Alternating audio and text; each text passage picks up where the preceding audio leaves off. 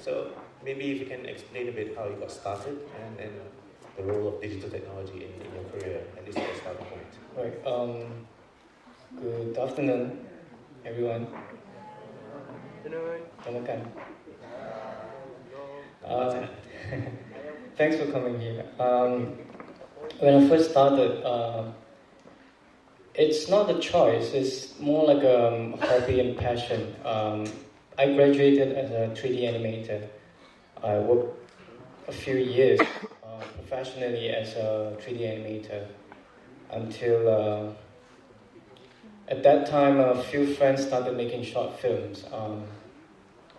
And all along, I'm interested in telling stories, and I have written a couple of short scripts. And back then, when I was doing animation, I thought, I have these stories, maybe I can make animation out of it. But then a group of friends started using camera to shoot live action short films.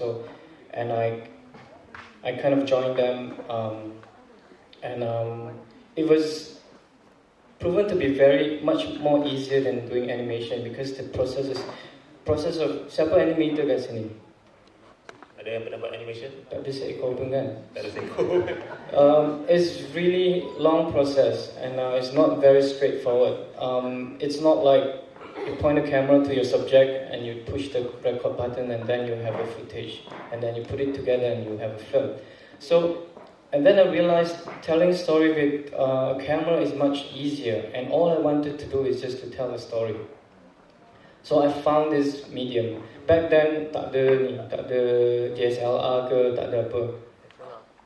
Hanya TV. I've made my first short film with a home camera, like what do you call it? The Sony home video camcorder. Masa tu pakai tape lagi. And then after that, there's DV format, very low res, very video, tapi that's all we can afford. Masa tu tak ada HD langsung. When I first made my first feature film in 2007, Fly in the Pocket, masih guna DV lagi. Masa tu ada first generation of HD, tapi tak se-high res like 2K or 4K like now. And masa tu pun very expensive. And a lot of theaters in the world are still running on 35 projection. 35mm film. Yeah. But we started with DV because that's only what we could afford, and it's cheap. And I was working full-time as a 3D animator still when I shot Fly in the Pocket. So I pakai 14 hari leave to shoot the film, and I edit the film at home during weekends and guna PC laptop sendiri, guna what's the editing software called? Premiere, pirated version. So when I had the film, put it together, and then we got to know a few film festivals out there and start sending it out. That's when everything started to happen. But